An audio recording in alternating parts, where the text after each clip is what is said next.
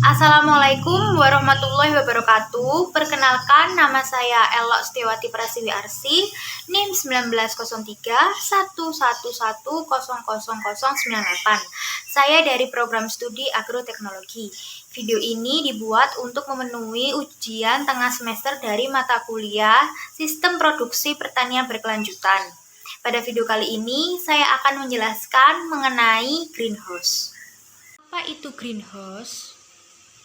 Greenhouse merupakan sebuah bangunan yang berangka atau berbentuk menggelembung dan diselubungi bahan bening atau tembus cahaya yang dapat meneruskan cahaya secara optimum untuk produksi tanaman dan melindungi tanaman dari kondisi iklim yang merugikan bagi pertumbuhan tanaman tersebut.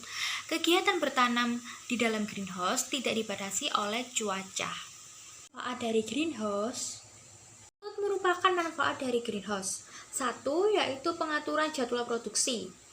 Pada penanaman di dalam greenhouse, waktu produksi dan waktu panen dapat ditentukan dan tidak terkendala oleh lingkungan dan cuaca sekitar.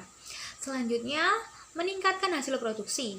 Pada luasan areal yang sama, tingkat produksi budidaya di dalam greenhouse lebih tinggi jika dibandingkan di luar greenhouse. Karena budidaya di dalam greenhouse, kondisi lingkungannya dan pemberian hara dikendalikan sesuai dengan kebutuhan tanaman tersebut. Kondisi areal yang beratap dan lebih tertata menyebabkan pengawasan lebih intensif untuk dilakukan. Bila terjadi gangguan terhadap tanaman, baik dikarenakan hama, penyakit, ataupun gangguan fisiologis lainnya, dapat dengan segera diketahui dan dapat ditentukan pengendaliannya. Selanjutnya, untuk meningkatkan kualitas produksi, dengan kondisi lingkungan yang terlindungi dan pemberian nutrisi yang akurat dan tepat waktu, maka hasil produksi tanaman akan berkualitas. Pemasakan berlangsung lebih serentak, sehingga pada saat panen diperoleh hasil yang lebih seragam, baik dari segi ukuran maupun bentuk visual produk. Selanjutnya, meminimalisasi pestisida. Pada greenhouse yang baik, selain dirancang untuk memberikan kondisi agroklimat ideal bagi tanaman, juga memberikan perlindungan bagi tanaman terhadap hama dan penyakit.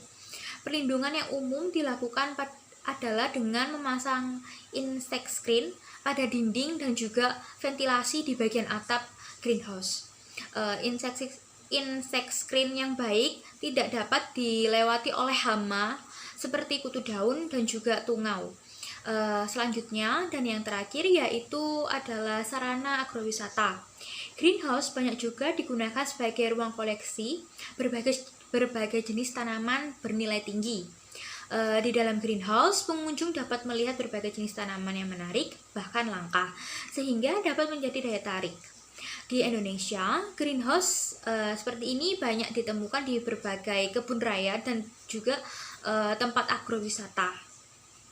Perbedaan antara greenhouse dan pertanian konvensional. Keduanya dibedakan dengan beberapa indikator, yaitu melalui suhu, kelembapan, lampu, dan gizi tanaman. Pada greenhouse, suhu, kelembapan, lampu, dan gizi tanaman dapat dikontrol, sedangkan pada pertanian konvensional tidak dapat dikontrol. Lalu untuk hama di dalam greenhouse tidak sebanyak di pertanian konvensional. Selanjutnya, untuk ladang pertanian pada sistem greenhouse dapat dilakukan di mana saja, sedangkan jika pada pertanian konvensional tidak begitu. Sehingga penggunaan greenhouse sangat menguntungkan jika dibandingkan dengan pertanian konvensional. Terdapat jenis dan juga komponen struktural dari greenhouse. Untuk jenisnya ada 1. Greenhouse berdasarkan biaya investasi dapat dibedakan menjadi 3. 2 yaitu ada tipe rumah kaca berdasarkan bentuknya. Bentuknya ada yang berbentuk flat, seat lean-to, uneven span, geld, venue house, mansard, arch, tunnel, dan juga cold frame. Perbedaan ini didasarkan pada bentuk atap atau penutupnya. Yang ketiga, jenis rumah kaca berdasarkan utilitasnya. Rumah kaca dapat diklasifikasikan berdasarkan utilitas dan juga fungsinya.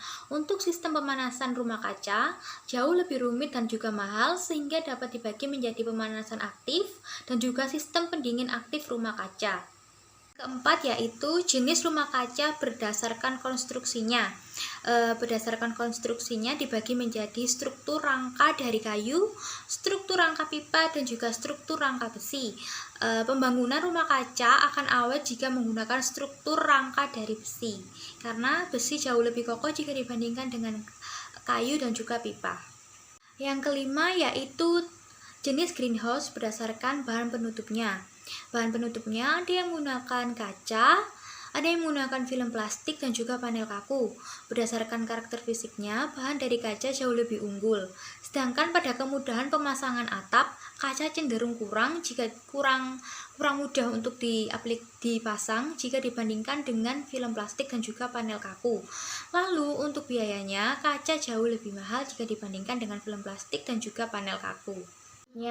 Untuk komponen struktural dari greenhouse meliputi bahan pembingkai dan juga bahan penutup.